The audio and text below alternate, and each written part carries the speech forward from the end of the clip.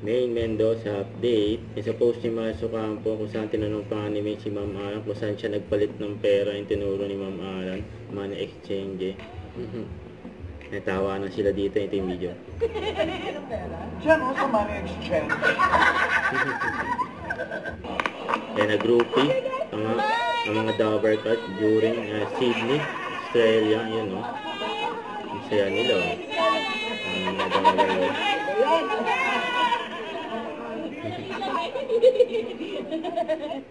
Kaya nagkukulitan pa nga dito si May saka si Liza May Dizon. Ayun o, dyan sa gilid habang nag-i-interview sila Ryan saka si Ma'am Alan, ang kanilang guest. Yan sila May, no? Mga Liza eh.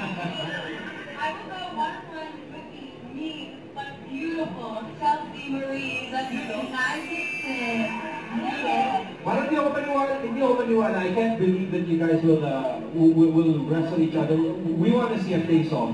We want to see how do you... Ayan, chichikahan yung dalawa. Ano may na-try ko.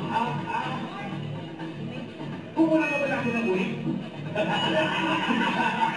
Ryan, ito lang for the info of everyone. Si Chelsea ay Super Serena.